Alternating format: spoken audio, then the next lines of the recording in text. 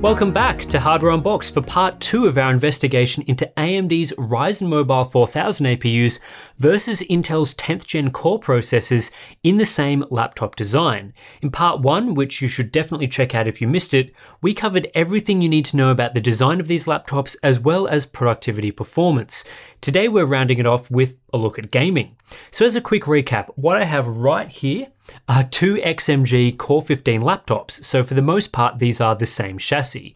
This one here has the AMD Ryzen 7 4800H inside, while this one over here has the Intel Core i7 10750H. Specifications otherwise are identical: 16GB of dual channel DDR4 memory, the same 512GB M.2 SSD, same 1080p 144Hz display, and crucially, the same NVIDIA GeForce RTX 2060 GPU. Internally, there are some small differences accounting for the different platforms that accompany AMD and Intel chips, so the arrangement of heat pipes is a little different and the positioning of the main components is also altered. But outside of that, XMG and their ODM Tongfang have provided the same overall design with these two systems. Same Z height, same weight, very similar feature sets. And as we discussed previously, with an otherwise identical configuration, the AMD system is actually a little cheaper at 1450 euros versus 1540 for the Intel model. And this isn't a case where XMG has optimized one platform while forgetting the other. The Intel machine is capable of pushing up to 75 watts on the CPU and up to 100 watts on the GPU. The AMD machine gets a boost of up to 72 watts on the CPU and 110 watts on the GPU. We'll talk a little bit more about that in a moment though. But in both cases, XMG are pushing the components inside to the limits of what is possible with this power delivery and cooling solution. In part 1, it wasn't a surprise to discover that the AMD system is generally anywhere from a bit faster to much faster for productivity workloads. We saw that when reviewing the AMD and Intel parts at stock power levels, and that holds true when both are boosted up to beyond 70 watts. Intel does still hold the single thread performance crown, but outside of that, whether we're talking GPU accelerated workloads or heavy multi-threading, the AMD machine is clearly superior. It also brought with it better battery life owing to its higher efficiency. But gaming is another story entirely, and as we've seen from AMD versus Intel battles on the desktop, better productivity performance doesn't always translate into better gaming performance. Until now, we've never been able to get a good, raw look at AMD versus Intel gaming performance in the same design, so today's results are set to be very interesting. Before diving right into the benchmark data, I first want to talk a little bit about the power limits and configurations of this device, because the info here is very important for the gaming numbers that will come shortly. Today we are focused on the two main power profiles that each system offers, called Enthusiast and Overboost. While they have the same name on both the Intel and AMD systems, how they operate is a bit different. So the Enthusiast mode is essentially a stock settings mode on both devices. For Intel, this means a maximum long-term power limit on the CPU of 45 watts, while the GPU sits at 90 watts. Same story for AMD. CPU runs up to 45 watts and GPU up to 90 watts. The Overboost mode then pushes up beyond those stock limits. For the Intel system, that means up to a 75 watt power limit on the CPU and up to 90 watts on the GPU, while for AMD this means up to 72 watts on the CPU and up to 110 watts on the GPU. The up to part is key because in the Overboost mode, you aren't going to see the CPU running at 72 watts and the GPU running at 110 watts simultaneously. Instead, during any heavy CPU plus GPU workload, the CPU gets sacrificed and on both the AMD and Intel machines drops down to a 45 watt long-term limit. The GPU then powers along at that maximum limit, very common behavior for high performance power profiles on laptops, as the GPU is more influential on game performance. If a game is more CPU limited and the GPU isn't running at its limit, then more power gets allocated to the CPU up to its maximum, balanced out to the total thermal capacity of the system. These are the GPU clock speeds in practice, with each of these modes in a typical gaming environment like Watch Dogs 2, which is reasonably heavy on both the CPU and GPU. Each CPU here is running at 45 watts, and in 3 of the 4 modes you can see the GPU is clocked roughly the same, around the 1600 MHz mark with 90 watts of GPU power consumption. The AMD system in its overboost mode pushes up to 1770 MHz with 110 watts of GPU power consumption. This is one of the main differences between the AMD and Intel systems in terms of their overboost mode. While both the Intel and AMD systems get higher CPU power limits in this mode, only the AMD system gets a higher GPU limit as well, and therefore higher clock speeds. Despite XMG telling us the Intel model can do up to 100 watts on the GPU, in practice I didn't see this occurring in our testing. It might happen in some GPU-only productivity workloads, but so far throughout the gaming results, GPU clocks and power are identical on the Intel system between the enthusiast and overboost modes. But the absolutely fascinating part about this comparison is total system power draw from the wall. With each system running the game at exactly the same settings, in exactly the same place, with exactly the same configuration and even the same driver, the AMD system consumes less power with the same power limits, and it's quite a substantial 22 watt difference, or 12% less power for the AMD machine. So what's the reasoning behind this? Well, there are two factors at play, as XMG explained to us. One is that the AMD chip is more efficient at a given power level, so it doesn't always require the same amount of power. In Watch Dogs 2, despite a 45 watt power limit, it only actually ran at 45 watts on occasion, more often sitting in the 35 to 40 watt power range. It does go up to 45 watts at times when the CPU load increases, but the Ryzen 7 4800H only consumes 45 watts at very high loads, the rest of the time aggressively power managing itself down to match its power usage with CPU usage. Meanwhile, the Intel CPU is flat out at 45 watts all the times, except at very low usage levels, which accounts for some of the difference. The other reason is that input power doesn't always equal output power. For a CPU to use a reported 45 watts of power, higher than 45 watts needs to be input into this system, with various losses along the way. XMG said input power can be 10 to 12% higher than output power on the Intel system. Based on some rough testing I did in a range of conditions, the Intel CPU seems to need 5 to 10 watts more power for a given output package power level compared to AMD, running the same workload in the same configuration. This includes the 3 watt Intel needs for its PCH, a chip that isn't necessary with the AMD designs due to its SoC layout.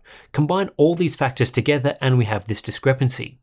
So knowing that the AMD laptop is more efficient for total system draw when components are given the same power limits, this gives the AMD laptop headroom to do exactly what we see XMG doing in the overboost mode, increasing GPU power.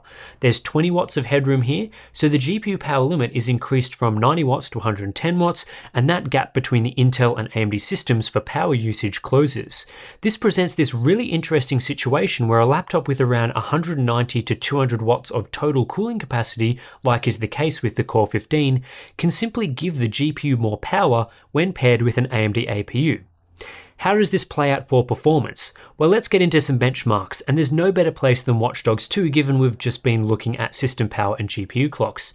And the interesting results just keep coming here looking at 1080p ultra preset performance. So in the enthusiast mode, which sees the same power limits for the CPU and GPU and the same GPU clock speeds, the Intel system does have a performance advantage. It's about 8% faster on average, or 5% when looking at 99th percentile performance. But because the AMD system can run its GPU at a higher clock speed, using the overboost mode sees that gap narrowed. The Intel system is now just 3% faster when total system power usage is equalized. In Grand Theft Auto 5, the gap is narrower, at just 3% in favor of Intel in the enthusiast mode. This delta can be eliminated almost entirely when setting the AMD system to the overboost mode. The extra GPU power narrows the gap to just 1.5%, which is margin of error type stuff. However, the AMD system can't overcome its performance deficit in all situations. In Wolfenstein 2 running at 1080p max settings, the Intel model is significantly faster in both modes, 12% when GPU clocks are equalized in the enthusiast mode, and 7% when power is equalized in the overboost mode.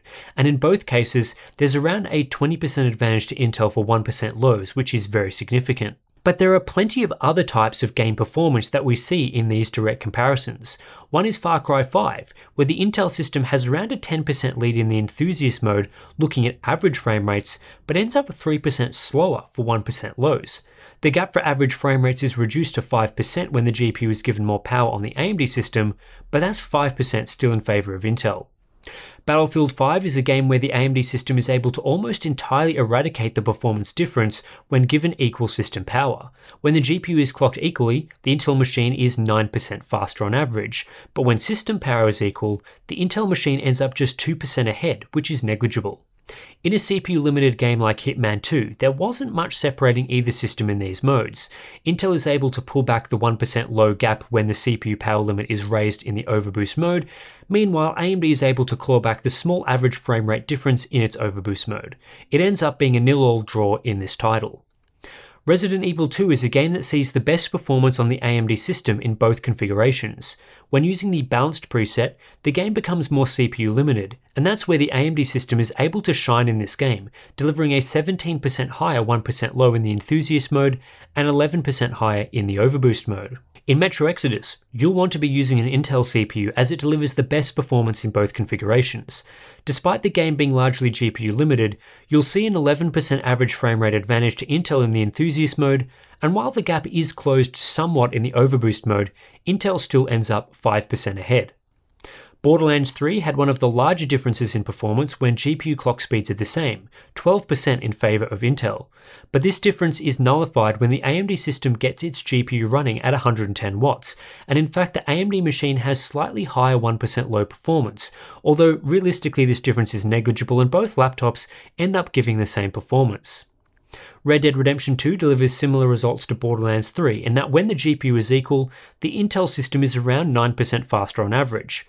However, that gap closes up in the overboost mode, with AMD able to claw back from a significant deficit to deliver identical performance in this game. Then in Control, which is a very heavy GPU limited title, we see once again that under the same GPU clock speeds, the Intel system is around that 9% faster mark. But the gap is closed entirely when the AMD system is able to clock its GPU higher, taking the performance lead by a few percent. This is a situation that we've kind of seen a few times now. Now we're moving into a few more CPU limited titles running on medium to low settings, more competitive style games, and we'll start with Rocket League. This is a game that is known to play much better on Intel CPUs, both for average frame rates and 1% lows. When the frame rate in the game is uncapped, the Intel laptop is 30% faster or more. While this is a significant performance lead, both systems are able to hit the frame cap on average, which unless you modify the configuration files is capped to 250 FPS. Civilization 6 swings the other way, with a large performance advantage to AMD in this title using the lowest settings. The 1% low achieved on the 4800H is around the mark of the average frame rate achieved on the 10750H in both the enthusiast and overboost modes. Quite a large CPU limitation here, and with no extra power available to the CPU in the overboost mode compared to enthusiast, each mode is roughly equivalent. CSGO slightly favours Intel in the enthusiast mode, although a margin of 2% is pretty negligible. In the overboost mode, once again AMD is able to claw back this margin entirely, to the point where for CSGO gamers there is no difference between an Intel and AMD system. Both are able to deliver extremely high frame rates. The final game I'll be looking at today is Rainbow Six Siege, and this is another game that delivers better performance on Intel. Using medium settings and a 100% render scale, the i7-10750H pulls ahead by up to 15% in the enthusiast mode and 9% in the overboost mode. With that said, AMD and Intel both deliver comparable 1% low performance in this title when in the overboost mode. Looking at a full performance breakdown of all 22 games I tested, in the enthusiast mode, which sees equal GPU clock speeds for each system in most instances, there is no doubting that the Intel system is faster on average. Overall numbers show a 7% performance lead to Intel across these games when viewing average frame rates, although for half the games here, that performance lead was 10% or greater. The gap closes somewhat when viewing 1% low performance in the enthusiast mode. Intel is still the overall faster platform, but with just a 4% performance lead in this metric.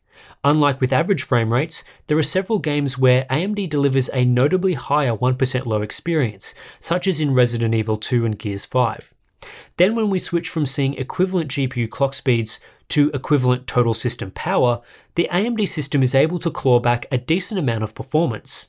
The end result is that on average, the Intel model is just 3% faster, with many margins in the 10% range previously now reduced to 5% or less. There are some outliers going either way, more in favour of Intel, but in a lot of instances, the AMD laptop's ability to clock the GPU higher closes the deficit it would otherwise have. and that deficit reduces to practically zero on average when viewing 1% low performance in the overboost mode. While the GPU is sucking down 20 watts more power, really there is not much in it between the AMD and Intel models here. And let's finish this off with a look at temperatures while playing Watch Dogs 2. Not a whole lot interesting to say here, especially on the GPU side. It's no surprise that when the GPU is consuming the same power in a similar thermal design, the GPU temperature is very similar. Then when you power boost it up to 110 watts, it runs hotter. We also saw previously with the productivity testing that at a given power level, AMD CPUs do run a bit hotter than Intel, which is the case here in Watch Dogs 2 given the AMD CPU is running at 5 to 10 watts less in terms of package power. Overall, this has been one of the most fascinating laptop performance investigations I've ever done on the channel. Digging into the performance here has been very, very interesting, far more so than the productivity workloads, where I think we all kind of knew AMD would come in and dominate right off the bat with all else equal. These gaming results have been surprising in some areas to say the least. There are multiple things to take away from this investigation, so let's work through them. Firstly, when we have this same GPU running at the same clock speeds in the same laptop design, the Intel Core i7-10750H is faster for gaming than the Ryzen 7 4800H. In most games, the margin isn't enormous, but it's large enough to be significant in realistic situations like playing at 1080p ultra settings or playing in some competitive titles. Based on our previous testing of Intel and AMD CPUs, this appears to be down to a few things. The Intel CPU has higher single-thread performance, which is more relevant for gaming than it is for productivity, but a bigger advantage it has is with its cache and memory systems. Intel's Comet Lake design has double the L3 cache of AMD's Renoir and also lower memory latency. As we've seen on the desktop, these are really important aspects for gaming, and Intel still has the lead here. There is also a PCIe interface difference between the platforms, PCIe 3.0 x 16 for Intel and x8 for AMD, although I suspect this is a negligible factor compared to the latency and cache difference with a GPU like the RTX 2060. However, AMD's superior platform efficiency plays out in a meaningful way not just for battery life, but also for gaming. Under these GPU equalized conditions, the AMD laptop draws less total system power and therefore puts less stress on the cooling and power delivery systems. This gives the AMD laptop additional headroom to boost GPU power. Doing so allows the AMD laptop to nearly close the gap on the Intel laptop for overall gaming performance. So when power is equalized and each system is optimized, the AMD and Intel systems are very close to equivalent for gaming. This has really interesting implications for the laptop market and for laptop designs. If an OEM isn't interested in fully optimizing their laptop chassis for an AMD processor and wants to keep the GPU equivalent between their Intel and AMD configurations, it's a simple story. Intel is faster for gaming, and if all you want is a laptop for gaming, get the Intel model. And there are going to be some cases where OEMs have no choice but to keep the GPUs the same. Take a GPU option that's already running at the maximum allowed power limits, such as a GTX 1660 Ti running at 80 watts. There's no room to boost up that power on an AMD laptop, so in this instance, an Intel laptop would be faster. And we've seen that ourselves when pitting a 4800H laptop with the 1660 Ti up against a Core i7-9750H laptop with the same GPU. The Intel machine was about 4 to 5% faster on average. But if an OEM is willing to properly optimize both systems to the fullest and it has the GPU power limit headroom, there shouldn't be that much real-world performance difference between an AMD or Intel gaming laptop with the same chassis and cooling capacity. In fact, based on the total system power numbers from this testing, I suspect that when there's an Intel laptop using a 90-watt Max-Q GPU, that same laptop using an AMD APU could swap that Max-Q configuration for a full Max-P variant. Of course, that's just speculation though, as we haven't really seen that sort of thing in the real world yet. So what does this mean for someone actually wanting to buy a laptop today? Well, it's pretty complicated. People that only want a laptop for gaming and nothing else should probably stick to Intel, given they do offer the faster CPU for gaming. But you'll have to weigh that up against all the benefits of an AMD laptop, like significantly better productivity performance, better battery life, and lower prices for an equivalent configuration. In many cases, I don't think the raw performance advantage Intel offers in games is enough to offset its weakness in other areas. On top of this, The margin between an Intel and AMD laptop will heavily depend on the OEM in question and how much effort they put into optimizing each design. We've seen with these XMG laptops that a competent, focused company can produce a really great AMD laptop that considers how to take advantage of AMD's platform strengths, essentially nullifying the gaming lead Intel has. But that's not always going to be possible, and not all OEMs put as much focus into their AMD designs as they do for Intel. That's just the reality right now. As for these XMG laptops specifically, the Core 15 range or other Tongfang designs depending on your region, much of what I've just said for general laptop buyers holds true for these particular laptop models. The Intel model does have an additional advantage that I haven't talked about yet, which is a display mux, allowing you to run the NVIDIA GPU directly to the display for a small additional performance bonus if you set that feature in the BIOS. You can read XMG's statement as to why the AMD model doesn't have this feature. A mux is also possible with AMD laptops, so I didn't consider it for this performance review as I wanted as apples to apples numbers as possible, and it's not an Intel exclusive feature. But for those actually buying a Core 15, it might factor into your decision depending on how you use your laptop and again, the strengths and weaknesses of each system. But either way, I've been very impressed with the Core 15 and its design, both for the AMD and the Intel models. This is a laptop that I would personally recommend now, having completed extensive testing, and I see no reason why AMD designs like this couldn't be paired with more powerful GPUs. I think it's definitely possible, and the demand for something like an RTX 2070 model I'm sure is there. One final note is that this is how AMD originally advertised the Ryzen 7 4800H for gaming, comparing it to the Core i7 9750H with the same RTX 2060 GPU.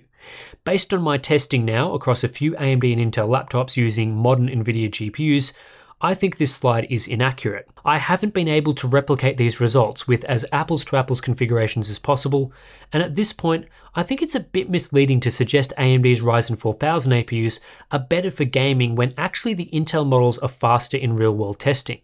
Don't get me wrong, plenty of strengths to the 4800H, but beating an Intel configuration by these margins in games is unrealistic based on what I've seen.